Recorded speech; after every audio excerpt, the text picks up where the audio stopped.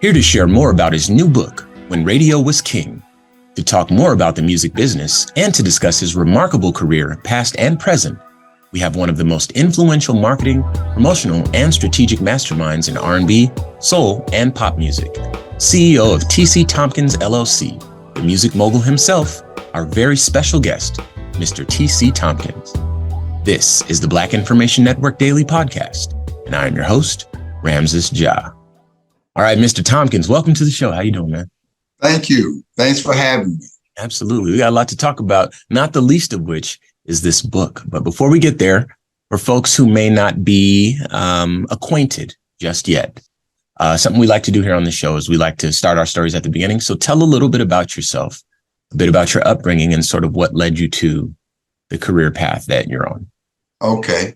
Well, this is like a dream state for me for what I wanted to do. Mm-hmm. I come from a rural area of East Texas, raised in East Texas, served in Vietnam, and just had the passion to want to be in the music industry. From a young kid, I always just enjoyed it, from going to church and all the other events that involve music. Music, I say, saved my sanity while I was in Vietnam. Mm. So that was I spoke it into existence while I was there in Vietnam, not knowing what I wanted to do with my life. I just stated that I want to be in the music industry, not even knowing what the music industry was. Sure. But I knew I wanted to have something to do with that creative force as far as music was concerned. And started my career with Stax Records. From Stax, I went on to Capitol Records and worked for Capitol 2 times. Went back to Capitol, went to ABC Records, ABC Dunhill, and then from ABC Dunhill to CBS. And from CBS, I took over the leadership of Epic in 1978, and was part of leading Epic to being the #1 Black label in the world for about 3 years. Nice. Okay. And doing this path, worked with some amazing artists, one being Michael Jackson. Mm-hmm. I have the esteemed pleasure saying that I brought Sade to America. Nice. Did her first marketing campaign. Worked with Mtume, the Isley Brothers, the OJs. Worked with Teddy Pendergrass on his first solo project, on through his material until his accident. Worked with Luther Vandross on his first project, Never Too Much. Throughout his career, worked on all of his projects until he left Epic. Went to J Records. So I've just had a great career and just been involved with. Worked with, after I left Epic, worked with Domino on his groundbreaking record, Ghetto Jam, went to platinum. Worked with Jay Dash on WAP, which sold triple platinum. Did Alicia Keys on her first project, Nappy Roots. I've just been involved with some amazing artists. That's an understatement if I ever heard one. All right, so let's talk about the book. I don't want to keep the folks waiting. Your memoir, When Radio Was King. So share some background about what inspired you to bring this book to life, and who you wrote it for, and what folks can expect from this book. Well, my wife and all my friends been in my behind for years about writing a book, and to be truthful with you, man, I think that really put the fire up under me is every time I would go to Wikipedia, any type of informational site about Epic's glory days, the history-making numbers that we did back during that time. I had a casual mention, only on a few things, but only the truth of the matter is from 1978 when Epic and CBS did its major cutbacks. Because before the first Michael Jackson project, Off the Wall, and the Jacksons and the signings that Larkin On brought to Epic Records, the industry was in trouble. Michael just bred new life into the industry. And I was in had a key associations with a lot of projects that would have never happened. Matter of fact, which I mentioned in the book, is I'm responsible for Patti LaBelle's only #1 record throughout her entire career. And I didn't know this until I started researching. You know, I thought since Patti had had such an esteemed career and had so many hit records for such a long time, I knew it had to be another single, another project that had gone #1. But If Only You Knew is the only project that she's had as a solo artist that went #1. And it was almost not released. The story of how it was released is in the book. And several projects like that, like Juicy Fruit, that was almost not released. Really? Yeah. You know, I was saying in the book, back in those days, In Between the Sheets and Juicy Fruit was considered risque records. The label was concerned about how it would look releasing those two projects because they were sexual. Sure. And, you know, in the 80s, that sort of thing was just not done. So the Isley Brothers with In Between the Sheets and Juicy Fruit, with the suggestions that those two projects made the labels nervous. You know, there's something that I'm putting together now, and that's the ripple effect of your actions, because obviously the Isley Brothers, Between the Sheets, was sampled countless times in hip hop. And of course, for Juicy Fruit, had that song not already been the hit that you thought it would have been, and had your fingerprints not been on that, who's to say what would have come of Biggie's career? It would have probably would have never been released, because you have to realize Mtume was a profound writer back then. Okay. But he had never had a hit record. The whole time that he was at Epic Records, he was one of the artists that was questionable of whether they were going to keep him under contract, because none of his releases had done anything. He hadn't found his place. This release that he brought in, Juicy Fruit, I was in the studio when he cut it, matter of fact. And another one, which was a project that would have never came out, was Tina Marie, Lover Girl, which I was involved with. I was in the studio with her on that. So I had a knack of wanting to work with the artist, with the material and the creative process of it. And that's one of the reasons why I fell so in love with Sade's material, because she was involved with the creativity of it and the making of the material. Yeah. The penning of the lyrics and the writing of tracks and those whole nine, just the whole process. I love that. All right. So I don't think enough can be said about this, but you've been quoted noting your desire to leave an impeccable legacy of integrity with your family and friends, and not wanting the truths of your contributions to be dismissed or ignored. Why is that so important to you? And why do you see how I ask this? Why do you feel like you might be particularly vulnerable in that way? Well, several factors made me make that statement. One was up until the changing of the guards at Epic Records, as it is known now as a major Black label with Future and with Sylvia Rome at the head, and having that figure as being a major Black label. In the 70s and the 80s, Epic was not a Black label whatsoever. You know, I can count the number of Black acts that we had. Matter of fact, all the labels that were making material that were Black material was on our custom labels, like Philly International with the OJs and Teddy Pendergrass and Harold Melvin and the Blue Notes.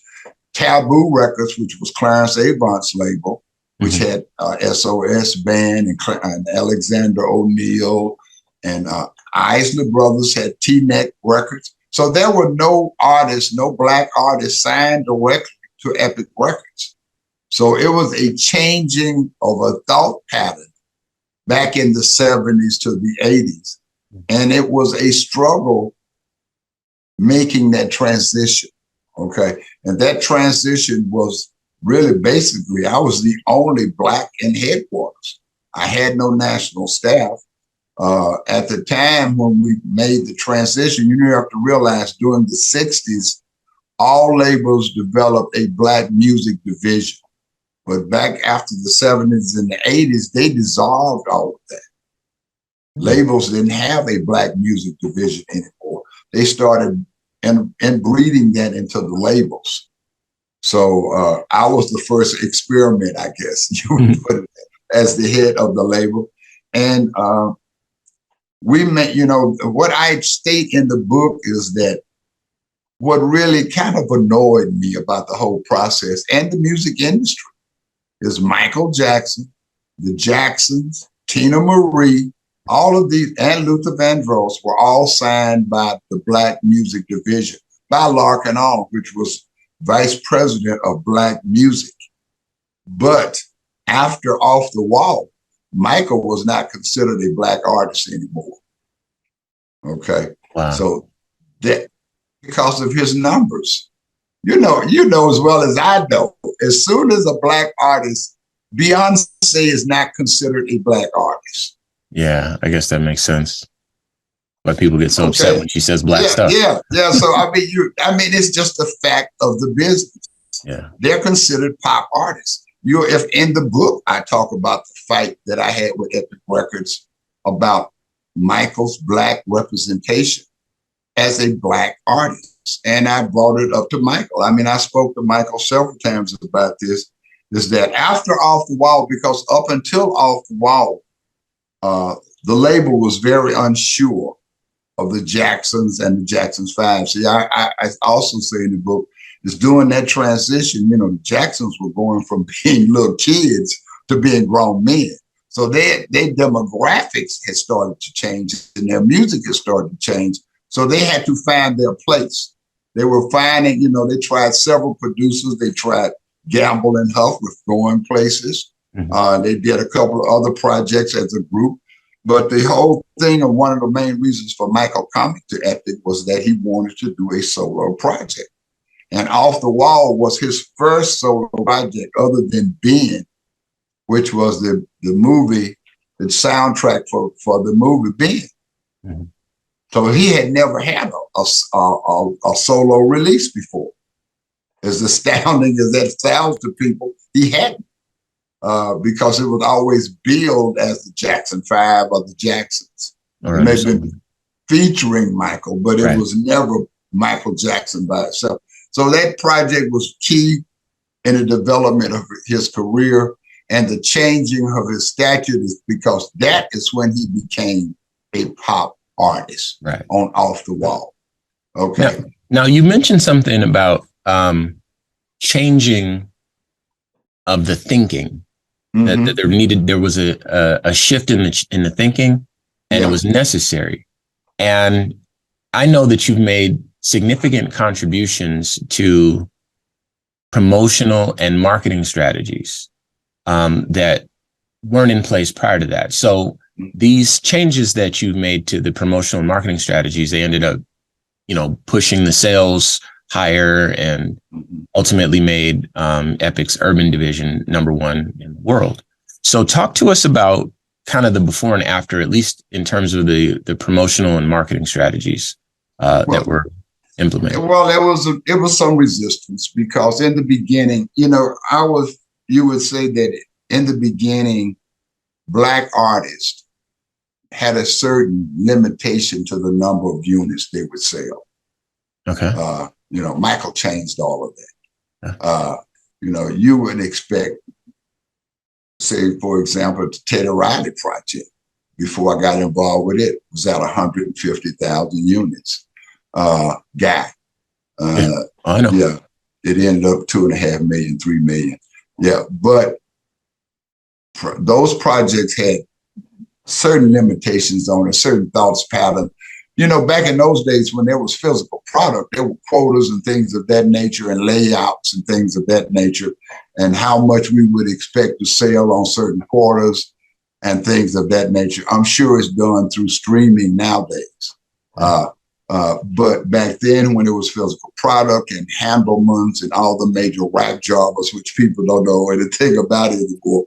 But back in those days, when you say rap job, you're talking about a company that handled the layout for stores like Walmart, Target, and things. So they had a lot of muscle. Mm-hmm. When you have that type of customer support or that type of customer numbers, then you can make a lot of demands. Okay. So my problem was, and I always had a problem. So you have to realize it was a shifting of the guards, because you have to realize the sales department and all these major records labels were older white men. Okay. They had been there for some time. The marketing and promotional area of the label were the younger, more openly thinking individuals. Okay. So there was a tug of war going there. I had a lot of trouble with Epic with layouts on Black material. Luther Vandross, there's an incident in the book where I speak about me getting in the sales department behind because we didn't have the kind of numbers we needed to support the Luther Vandross project, never too much.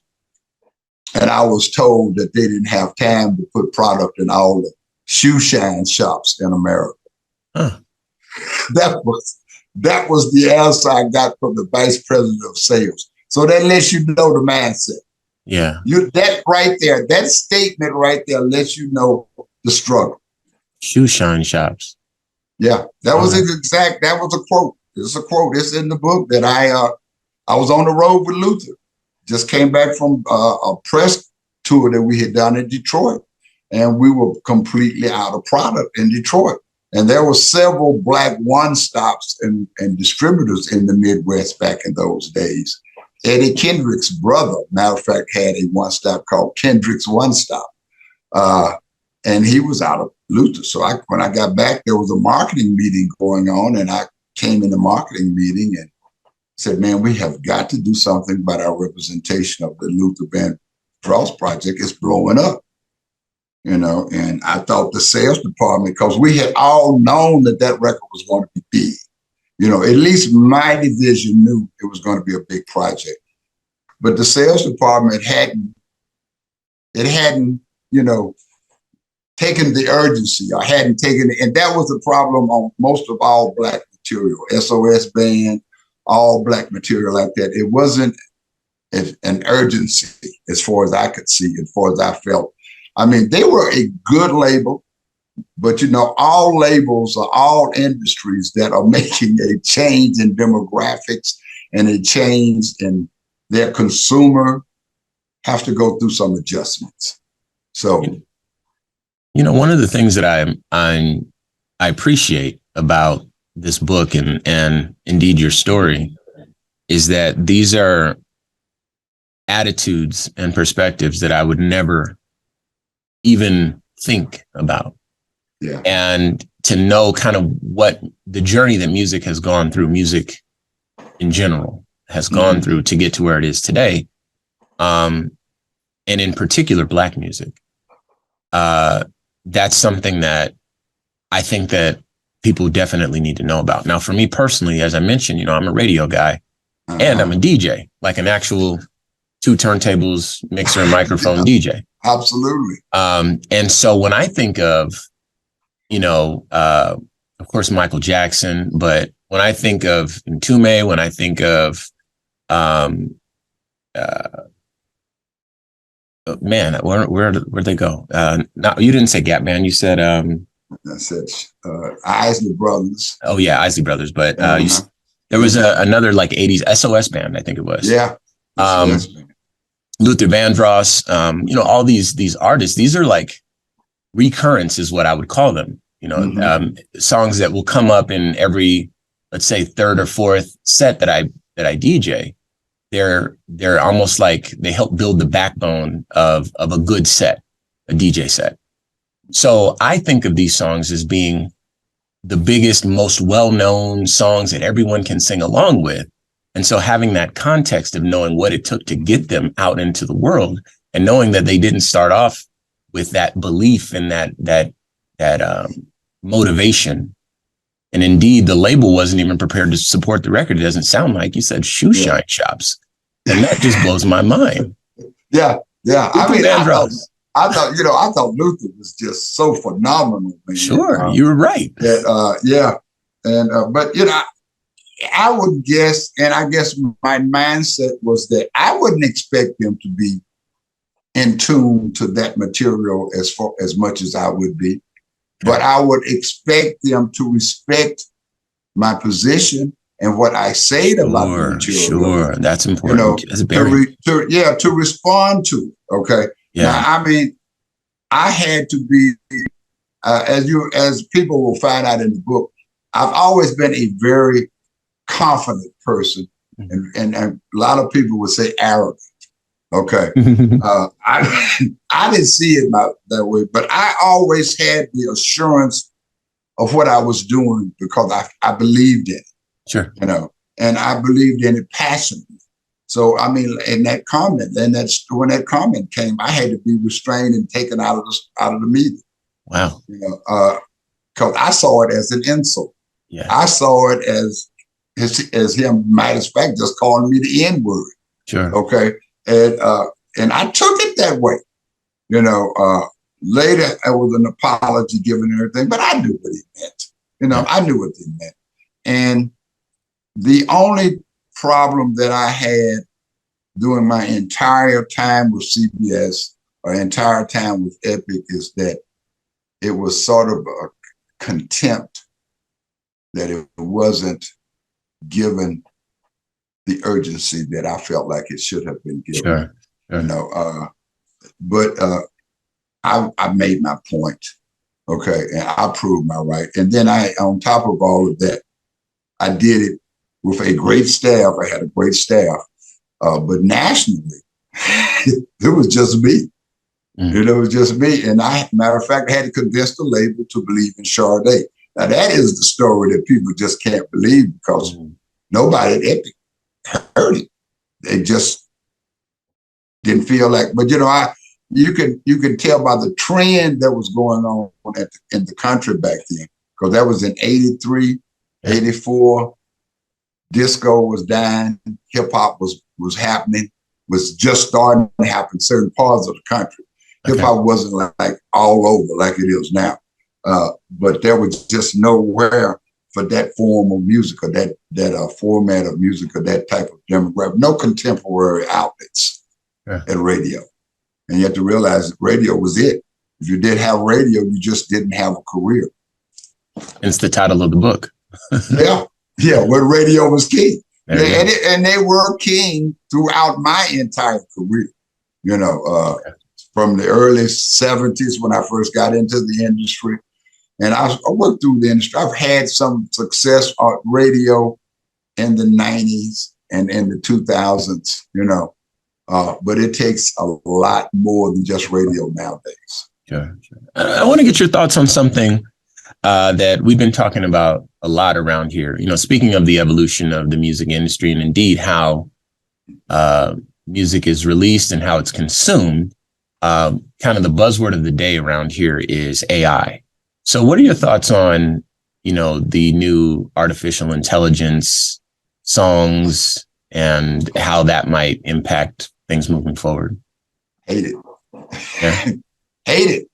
I feel like music is a human creation, and it should remain a human creation. Yeah. I say in the book that it creates emotions within the individual. And it's the only thing that I know of that a person can stand across the room and have people 100 yards away from him crying. That's the only thing that I can think of that can create that type of emotion from a sound. You can scream, you can curse, you can do all these things and try to work up an emotional reaction from a human being, but you can do it by just picking up a violin. There's nothing else can do that.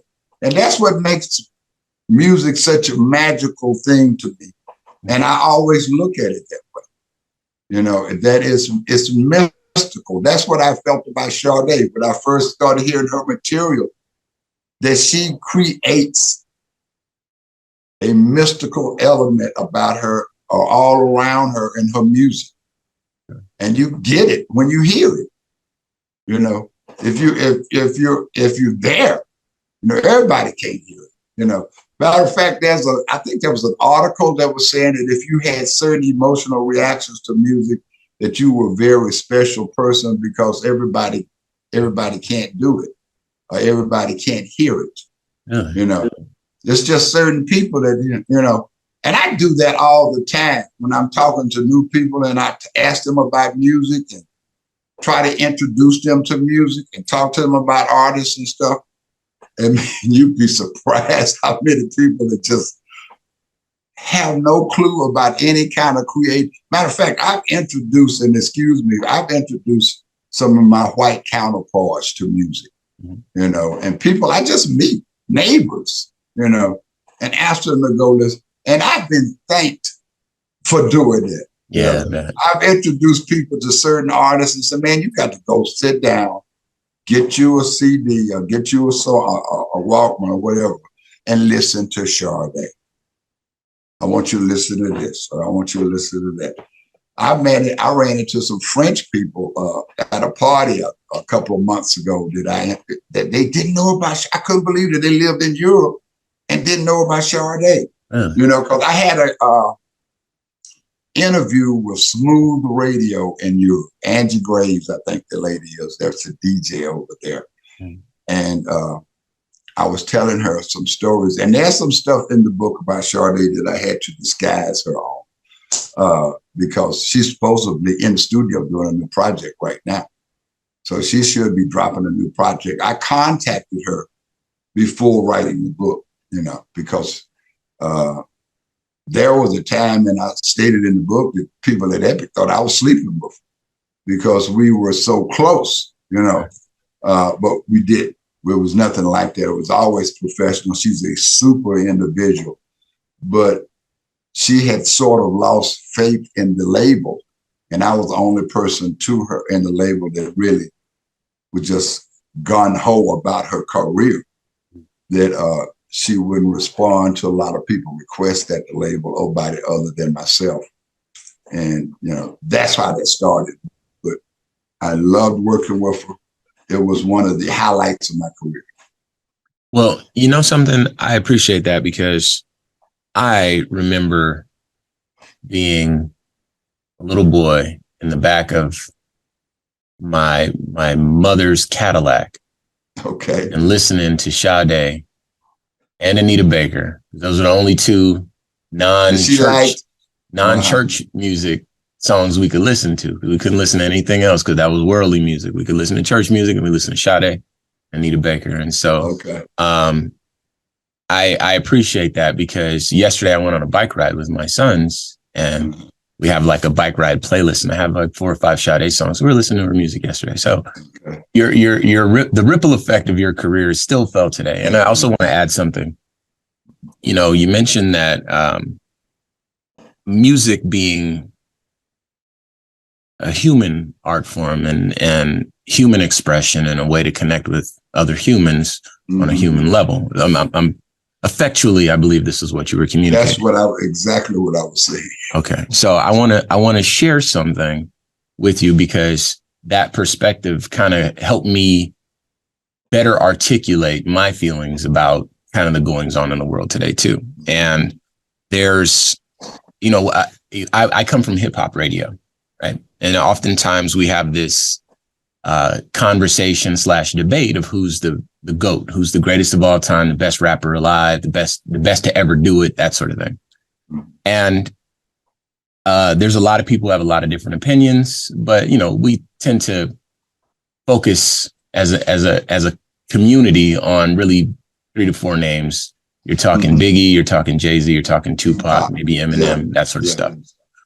And I'm in the camp that is perhaps the least popular of those popular names. I feel like Tupac is the greatest rapper to ever live. And the reason for it, I'm sure you'll appreciate. I can sum it up in one line. that I think echoes what it is that you're saying. Tupac has a song called Dear Mama.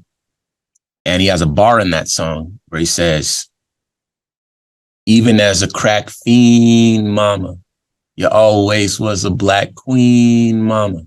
And he says, I finally understand for a woman, it ain't easy trying to raise a man, right? Amen. And the emotion that is conveyed and my capacity to connect that with a childhood where I saw my mother and my grandmother, I'm from Compton, California. So we went through it, in the 80s, right? So everything that was in Compton in the 80s, that was part of our story, right? Oh, yeah. So conveying that emotion, it went to me and through me. And I've been to the Met in New York. I've been to the pyramids in Giza. I've seen art all over this planet. I've been in Asia and China. I've been, you name it, Middle East, Africa. There's never been a piece of art that has moved me like that one bar. As a human being, there's never been an artistic expression that has connected with me, my soul, and it's music. And so I just want to say bravo to your response on the future of, artificial creation and that sort of stuff. Yeah. Because I think that you're right. I agree with you on Tupac. Yeah. Really. Yeah. All right. Well, then that's about as big a cosign as we're going to get. And I'll take it. All right. So I want to shift gears just a bit here. Tell us about TC Thompkins LLC, what you're working on, what you're excited about these days. Well, I got a couple of artists I'm really excited about working with. We just haven't finished the contracts part of the dirty part of it. We got to do the contracts agreement on that. And I've worked with several artists here in Houston area that I really like. George Tandy Jr. was my last big one. George Tandy Jr. went to top 3 on the Billboard charts. The only 2 records that kept me out was John Legend and Pernell Williams' Happy. George Tandy Jr. had a record called March. You listen to it, you'll like it. It's different. Okay. And did a couple of things with a couple of labels in Miami. I worked with Tone Loaf, Flow Rider. Did a lot of stuff with Flow Rider. Even did some stuff with Snoop. I've worked with almost every hip hop artist there is. I worked with Heather Headley, which I really like. When she had her couple projects out, I did Nappy Roots. I did work with Arrested Development when they had their stuff out. I love groups like that are different. And I've done a lot of stuff assisting with a lot of labels and getting their bases together and being a part of projects. One of my good friends who passed a couple of years ago named Ruben Rodriguez, which I was one of my good friends we worked with on Alicia Keys, worked with him on Cardi B. So I've been quietly involved in a ton of stuff. Gucci Mane, a whole bunch of stuff, a whole bunch of Caribbean stuff too, that I've been doing. A lot of stuff from Jamaica. And there's, my company, as funny as it is, I'm almost as busy as I was with Epic. I just don't have the means and tools that we had at Epic because, back when I started working with Sade, for example, I had carte blanche. It basically was that the label was on the spot because Sade was so big in Europe, they had to make sure that she was big in the States. Yeah. So I had carte blanche to make sure that record happened. Nowadays, budgets are not quite as huge as they are. As a matter of fact, you will notice being in radio, the major labels are not releasing as much material as they used to release even now because they're making so much money off of catalog on streaming. Catalog is making hundreds of millions of dollars for them, and that's paid for material. I am not a big fan of streaming as far as the artists are concerned. Yeah. Yeah. You know, I don't think the artists are fans either. Yeah. It is a gold mine for labels. Sure. But it is a quicksand for artists. Right. You know, if you're not making huge numbers, then you're starving to death. And it's just a tough thing for artists. I don't know how we're going to get past that or how they're going to eventually work out to where that is reasonable for all parties concerned. Because right now the artists are on the short end of the stick unless you are Drake or Beyonce or somebody that is doing mega numbers worldwide. And what streaming has done is really made it necessary for an artist to have a brand. Yeah, that makes sense. Yeah. So that is the real challenge for artists nowadays. You know, I think it might have been India Irie who brought attention to kind of the streaming inequities. And those were particularly pronounced when it came to Black creators, Black artists, if memory serves me right. And knowing that you have opinions about streaming, and I'm sure some other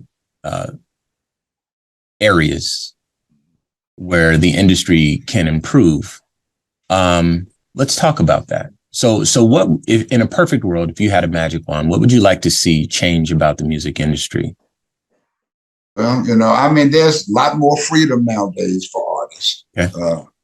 Which makes it rougher for artists because there's so much material that is released that is just out there.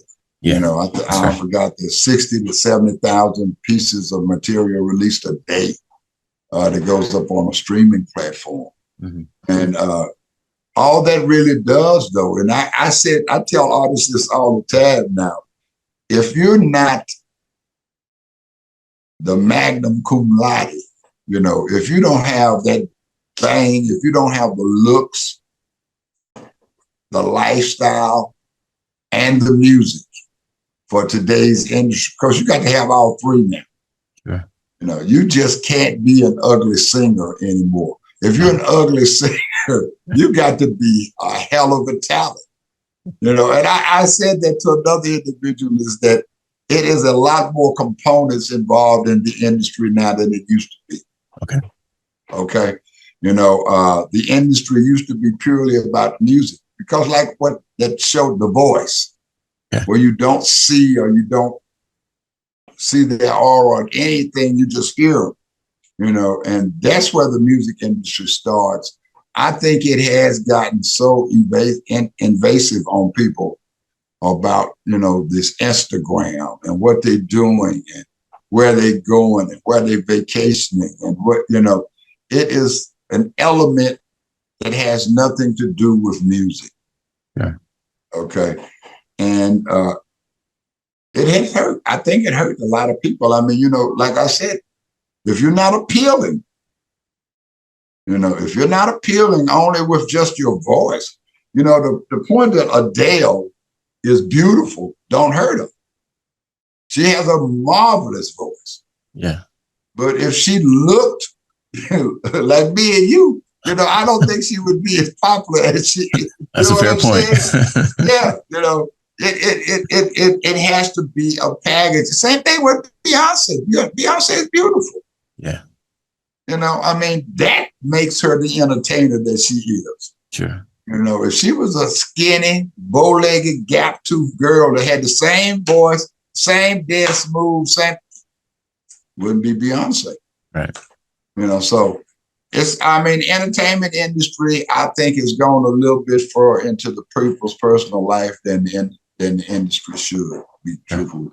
But that all has to do with the digital world now, which has really supposedly brought us closer together, but I see it as pulling us further apart. Yeah. People are in cocoons. I call them silos. I know what you mean. Yeah, yeah. This is it right here. Yeah. They got this right here. Yeah. You know, in their face all the time. Yeah. So I think that it has kind of handicapped us in a way that we don't even recognize. because I talk about the things that I did during the time that I was in the industry.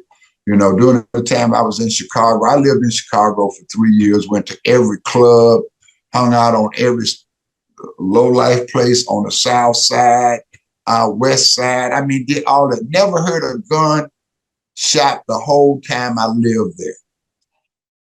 And I mean, I was hung out with everybody. And drug dealers were everywhere back in those days. You know, I mean, you have to remember that's the time when Jay-Z started his label. Everybody in the drug industry was trying to get into the music industry. Right. But there was no violence. You know, we just weren't killing each other in the numbers that we're doing now. And I do think digital and social media and all that plays a part in it. I really do. Well, fortunately, we have TC Thompkins LLC still as a beacon for other labels to emanate. I wish it was a beacon of hope and help. But I do say this: if you're an artist that you truly believe that you are unique and you are talented, I definitely have the kind of pit bull attitude I've always had, that if I believe in a project, I'm going to make it happen. I like that. Well, before we let you go, let's let folks know where they can get the book and any social media, any websites, anything like that, just so that people can connect with you fully. Well, I'm at TC Thompkins everywhere on the web. So if you put TC Thompkins, THOMPKINS in Google, anything, you'll find me. And if you're interested in an autographed copy of the book, the ebook, any of that, you can go to, it's everywhere, but you can go to my website and get it at whenradiowasking.net. And the book is available there, ebooks available there, everything's t-shirts, the whole 9 yards. I love it.